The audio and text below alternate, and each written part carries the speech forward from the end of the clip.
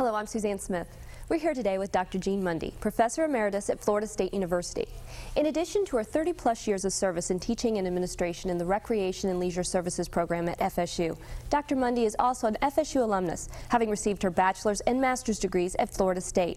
She went on to receive a doctorate from Columbia University and has worked in public, private, and therapeutic recreation. Dr. Mundy's career includes a wide range of practical as well as academic experience. Dr. Mundy has recently been recognized as a legend in her field by the American Academy for Park and Recreation Administration. Our discussion today is a part of the AAPRA's Legends series. Dr. Mundy, tell us a little bit about how you got into this field. Well, I had worked in camps for a number of years as a teenager, and I saw what a wonderful field it was and what recreation, play, free time could do for children. And I decided, rather than going into a formal educational system like school, that I would go into an informal educational system, which I viewed as recreation and leisure services. Well, explain how did you go about getting this? Did you spend time in the field, or did you go straight to college? No, I began actually going straight through to school here at FSU, and then once I got my master's degree, I worked in the field. Did you have any mentors when you started in this area, or anybody you looked toward for guidance? Oh, that was I guess one of the nicest things about my career. Back then we didn't even know the word mentor as it was used today. And the people in the program here at Florida State, Francis Cannon, who was a mentor extraordinaire to many of us, and Bill Tate at that time was head of the program. And they just did the mentoring naturally. We would go to professional meetings, and they would take all of us who were in the master's program and introduce us to all the big names in the field, and just spent a lot of time acclimating us and really socializing us into our roles. What did people say, like friends and family, when you said, I'm going to go do this, I'm going to go to college and do this? What did they say when you said you're going into this field? They said, oh, you're going to teach physical education? And I said, no, I am not a physical education teacher. That is a separate discipline. You know, recreation and parks deal with recreation and park services in public sectors, you know, private, academic, and it is a separate academic discipline. Very different from other disciplines. Did you have any specific goals for yourself when you started, when you went into this field? Did you just want to, I just want to do this when I get out of school, or did you have something specific that you wanted to focus on? Well, the more I saw as a practitioner, the more I thought I would like to teach. And of course, my mentors sort of helped me along in that direction. But I never would have guessed that I would have had the charmed career that I've had. That's been a marvelous experience. Well, you talked about your charmed career. What was some of the first jobs you had when you finished school? Well, the first job I had was in public recreation. And that is what, interestingly, got me into the field of therapeutic recreation. Because at that time, children with disabilities did not participate in public recreation or public recreation programs. And so I began what we now know as the first public recreation program for the mentally retarded in Tallahassee. So what did that involve? What setting up that program and the kinds of programs in that, what did that involve? Well, at that point in time, none of us had training in working with disabled children. And so it really involved you having to learn about these kids from special education teachers, from academic training, from just getting in and working with them. And it was not something that there was a lot of activity in. So it was just sort of hit and miss and trial and error and sharing information. Now, in the creation of these programs, are you having to train the people who are going to be presenting the programs as well as creating the programs for the children as well, or how does that work? Well, if you're a practitioner, you're developing the programs themselves. Okay. If you are a teacher, which is what I ended up doing, then you are helping people learn how to do individual assessments of clients with disabilities.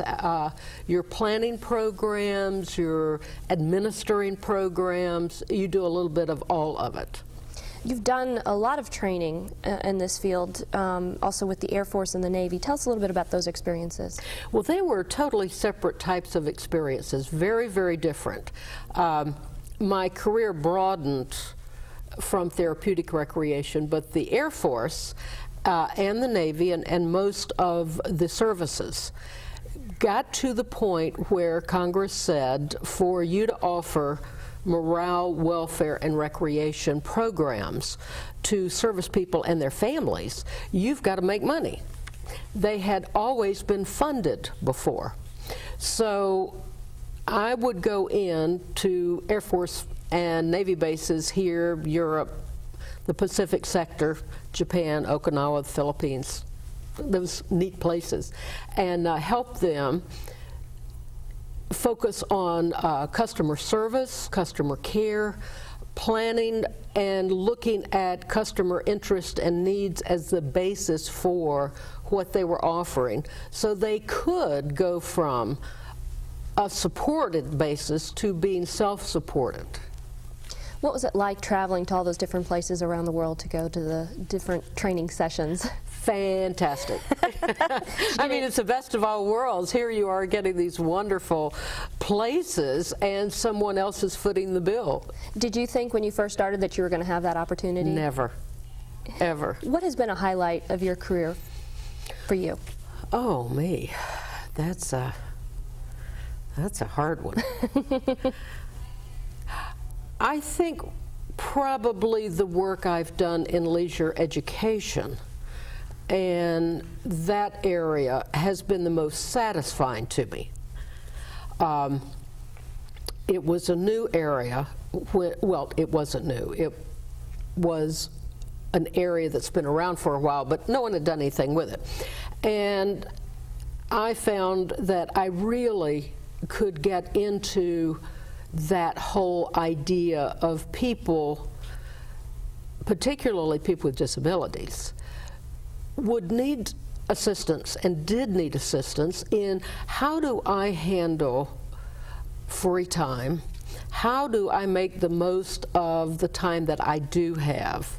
And I don't mean to equate leisure and free time as identical, I don't. But that's what got me going in that direction, because I saw so many children as well as adults who really just had no idea about the joys and the value of recreation, or what to do if somebody wasn't programming them and somebody wasn't taking them to 15 activities a week. You wrote a book on the subject, Leisure Education Theory and Practice. Was this for people to learn to teach families, or was this directly for the families? No, this was for students to learn how to help educate individuals, families, and communities, entire communities, regarding leisure opportunities and, you know, the value it can have in one's life. What things did you focus on in the book? In the book, I really focused a lot on the psychology and the psychological and sociological aspects of free time and how to feel free, because leisure to me is basically two main elements, regardless of however else you want to define it. And one is that it is first and foremost a feeling of freedom. So when we get into feeling free, you know, we just came back from Labor Day weekend. You know, how much freedom did we feel, even though we may have been involved in a lot of recreation and leisure experiences? So I could never separate just activities from feeling and emotion. So that was a large part of what I focused on. And the second part was the whole issue of leisure involves that sense of freedom and self-determination, deciding for myself what fits me. I took a little radical departure from a lot of my colleagues, in that many of my colleagues did feel, and do feel, rightly so, that part of what we should do is teach people, you know, what are good, better, and best experiences. My approach was very different from that. My approach was, I think our highest responsibility is to help people find out and get in touch with what they feel, what they need, and then what experiences fit those needs. And also along with that, then, you know, what are the outcomes of those? Is it working? Is it not working? But a whole self-evaluation process. Is it different for different ages, as you know, from young child to adult, trying to find that specific thing for your specific self? Is that harder for people to discover, or is that easier? I don't know. I wish you hadn't asked that question. I'm not sure, but I do know individuals at every age, when we can say, okay, what is it you feel like you need to do? You know, is it activity? Is it to be alone? And the interesting thing is many people aren't in touch with what they're feeling. They aren't in touch with what they need. So part of it is just breaking through that living on automatic and having someone stop and think, well, you know, I really do think I just need some alone time, or whatever it may be. So you can find that everywhere, but adults have a particularly difficult time stopping long enough to tune into that, given the demands of family, given the demands of jobs, you know, and just daily living. Is it a difference between quality versus quantity for adults, since so many people work so many hours, as opposed to when retirement happens, when they have all this free time? Is there a difference there? Yes. For many people, the main difference at first is, I just want some time to do what I want to do. Heavens, you know, just let's get off the treadmill here for a minute. So at first, it really is a quantitative issue. I just need some time for me. That can generate guilt, of course. The other part of it is, once they stop and once they begin to experience some things that are or are not satisfying to them, then it becomes a qualitative issue. You also, in your career, you had a lot of speaking experiences where you were asked to speak on this subject. What were those experiences like for you?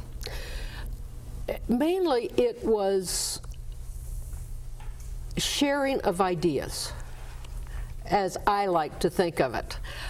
Somebody would ask my opinion, and I certainly had them, and had the joy of sharing.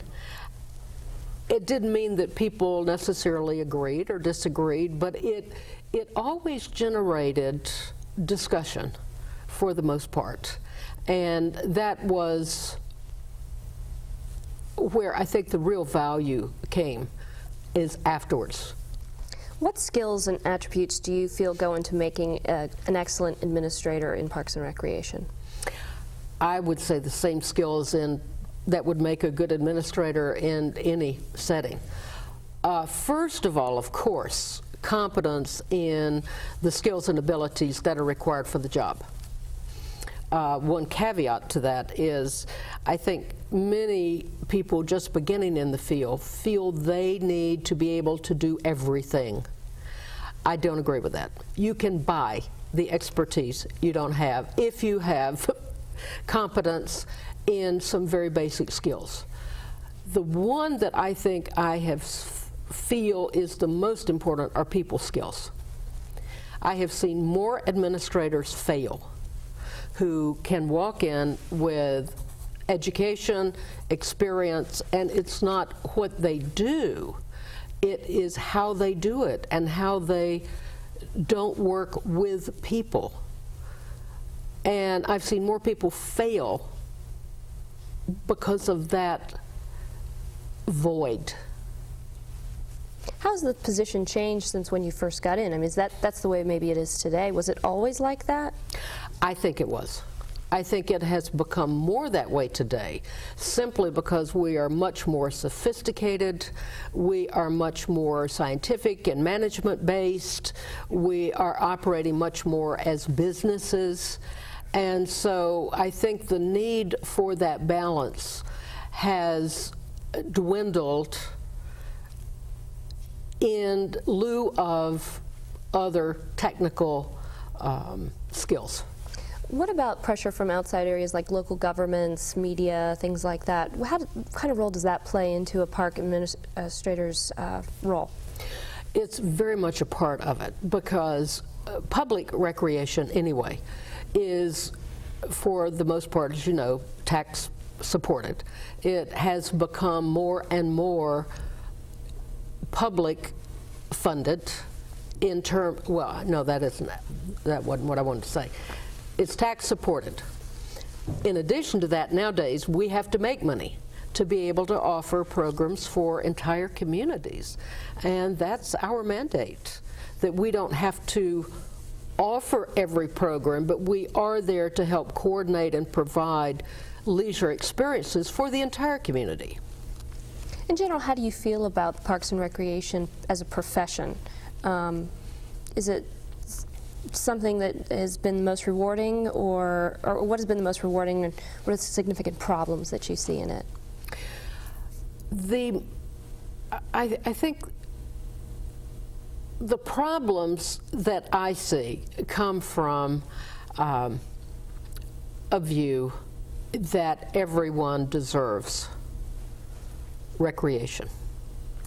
And as we have been more and more and more put in the role of having to have people pay, there are people who cannot do that still. And I know many people say yes, but you know, the kids are only paying a quarter. Well, after working with at-risk youth as I did, later in my career, there are families that don't have a quarter that they can give their kid to go to a park or a playground for the day.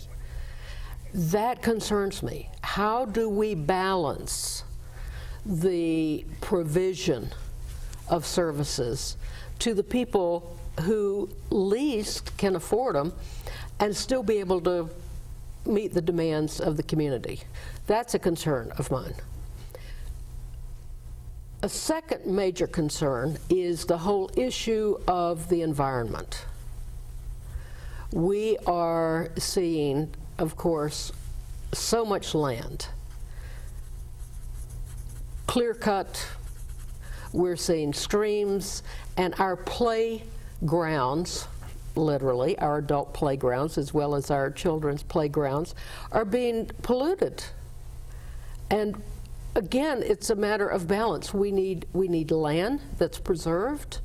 We need recreation areas, but at the same time, how do we balance and help people learn how to care for the environment so that we don't ruin it as people want more and more gadgets, if you will, for enjoying recreation and leisure?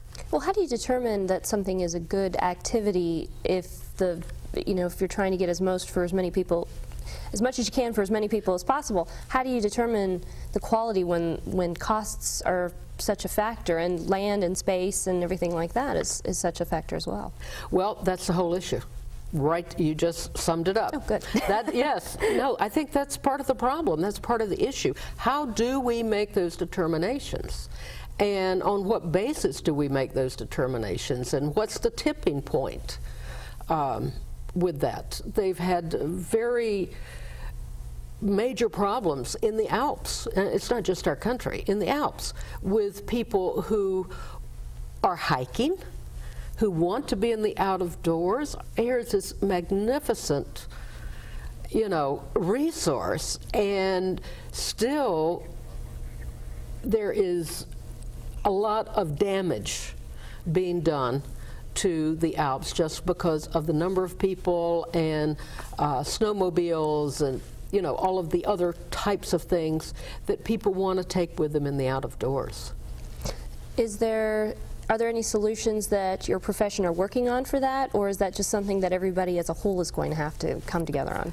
Our profession is working toward that. For example, there are some very high demand parks that rather than have people drive their cars into the parks, they are having to stop outside of the parks and either hike in, bike in, and try and preserve as much of the resources that we have as we can.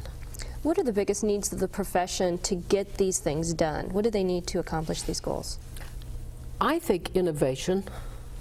I think it is going to require looking at things from some different perspectives, trying things, experimenting. A lot of this isn't just one and one is going to make two. A lot of it is we don't know what combinations of things it may take. Part of it is definitely education of the public. It's got to be. You talked about some innovative ideas. What kind of innovative ideas have you been hearing about lately? Well, a lot of the... In education or in other areas? I mean, I like the idea of the people, driving to a place, stopping, and then riding bikes or hiking into a certain area to protect it. Are there other things like that going on? There are. I've been out of the loop, so to speak, for a couple of years since I've retired, so I couldn't tell you some of the major things that are happening now, but that had already begun. What advice would you give someone entering the field today? Number one, it's a magnificent field. You can pretty much accomplish whatever you want to accomplish if you're willing to work and put in the hours. I would always chuckle when I would have students say, "Dr. Mundy, I want to be where you are in 3 years. How do I get there?" And I say, "You don't." Somewhere along the way we have to have some experience and continue education. And the other thing I would say is be a sensible risk taker. Try some innovative things. Try some things that may not have been done before. Don't just stick with the status quo. What's a good first job for someone in this field? Well, in many ways, I like the Disney concept of, you start at the bottom, because when you do that, those jobs, those areas from the ground up, literally. And that way, when you're an administrator and someone in maintenance is talking about a problem that, you have no idea about, that's not helpful. So I think the more students can, and young professionals, sort of start with the whole job progression, the better off they will be in the long run. Well, now, what about internships? That's something that almost every field people are going into. Should they start and do things, like you said, on their breaks and summers and things like that at the ground level, or should they go off to, or should they be in the administration element of it, or should they stay in the campgrounds and working with the kids? We require an internship, but that is very structured. I would recommend any student get out, volunteer during the year when you're in school. Work with the YMCA, Boys and Girls Clubs, a bowling center, a rock climbing center, anywhere people are recreating, even if you have to volunteer. And do that in the summer. Get out. During the internship, that is very formalized, and that students get a view of the operation as well as the administration. You had talked about areas of expertise before. Are there areas that students are focusing on more now than they used to? How has the field changed over the 30 years? Well, one of the main things that is happening, of course, because of fiscal policy is fiscal management. Explain that. What is that? Budgeting, cost effectiveness, pricing, you know, all of that kind of thing. Another area that has been very big is, of course, marketing and advertising. We have learned that, you know, when people know that the Parks and Recreation Department, for example, is sponsoring this event, when it comes to budget and other things, people have name recognition to go with things that our profession is providing. What do you foresee as the future of Parks and Recreation? I frankly see it as very important, particularly the parks type of resources are going to be important. The recreation is going to be important, but I think our real challenge is going to come in the environmental area, which of course was an area I never worked in. But I do know what is happening. I do see all of the things that are going on. So I think we're going to be very important, and I really feel we're going to be very important in the recreation area to those people who can provide for themselves, but are going to need help just to have spaces for play, in addition to the ones who don't have the funds. What have been the philosophical beliefs that have guided your career since the beginning? Well, I think from what you can tell, one of the things that has been very important to me is that everyone should have access to recreation opportunities.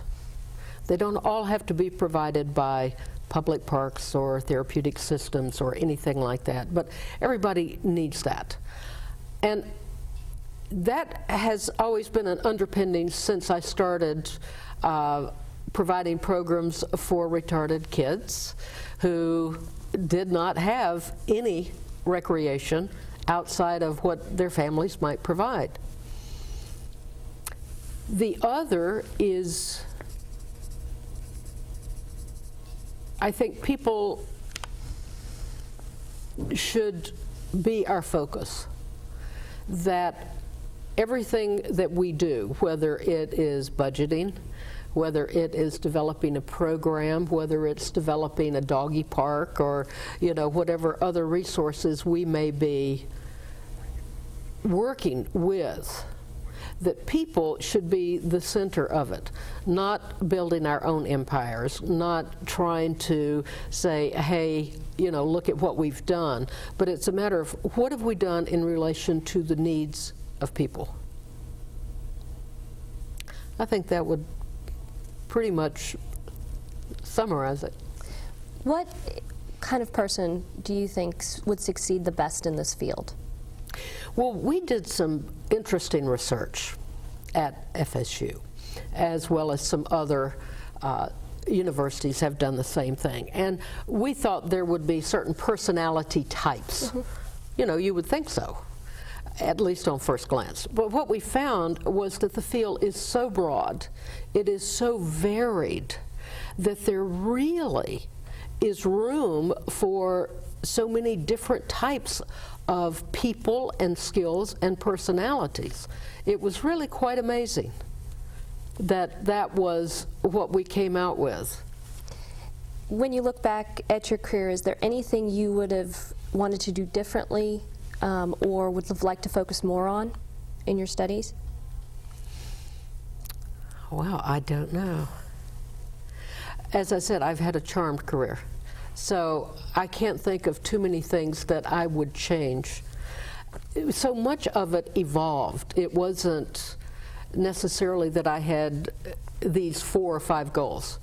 a lot of it was just evolving. You know, here was an idea, or here was an opportunity, or here was a problem, or here was something that didn't quite fit, and you just sort of go with it and explore it and see where it takes you. So it was a matter of, I didn't feel like I went down too many blind alleys. What are your goals for the future? Enjoy my leisure. What kind of leisure activities do you do now that you have your choice of all of them? Well, I have a lake place, and I spend a lot of time in my boat and on the water and with my pets and reading and traveling and just the whole gamut. One of the things that we did with the leisure education, we would ask people, you know, what are 20 things you enjoy doing now that you do? And which of these can you do when you're 65 or older? And I was extremely fortunate that there were only a couple that I could not do when I was 65, which, you know, I am now. So it's been not a decrease of interest at all. It's just, which one will I pick today? 20 activities sounds like a lot in today's world. Is that something people have a hard time finding 20 things? Yes. And how do they go about finding 20 things? Well, just the 20 things, you know, you could do 10 things you enjoy doing now, if you just wrote them down. And I still probably couldn't come up with full 10 of leisure activities. Well, see, you'd need to talk with me for leisure education and leisure counseling then. Oh, okay. Okay, well, that's great. See, I'll work myself into another job as I have retired. Well, what kind of, you're still involved with everything. What kind of things are you doing now? Well, right now I am debating on whether to rewrite and update my book or whether or not to. I don't know. I think part of the beauty of it is that I have that freedom to choose, which is the essence of leisure. So, you know, I've got the best of all worlds. Definitely. A lot of people, when they get to the retirement area, they do seem to have a problem of what to do with themselves. Some people think it's rocking on a porch, when in reality it's doing all the things, like you said, we wanted to do. Is that something that that counseling can help people when they're retired, or should they do that before they're retired? Or I feel very strongly it should be a lifelong pattern. Most of your retirement research will show you that the people who have successful retirements are people who had successful lives, not just careers. Lives. How do you define a successful retirement? I wouldn't. I would say to the person, do you feel like you're having a successful retirement? Are you happy with what you're doing? Is it stimulating and enjoyable and positive? That to me is the criteria. Because what I do, you know, many of my friends don't think would be interesting to them at all. So I can't say what would be successful except in how does it feel to you? Is it positive? Is it what you want? Is it life affirming? If it is, hey, go for it. Do you have any words of wisdom for people who are in this field of expertise or are considering this field of expertise? Or things maybe you wish, or you wish you had known when you had started in this field that they should know? That's a hard one to answer. I feel like a lot of the things we've talked about, just in retrospect, is what I would share. I can't come up with really anything else that I would add. That's fine. On behalf of the Academy, thank you for talking about your experiences and insights with us today. My pleasure, and thank you for doing this. No problem.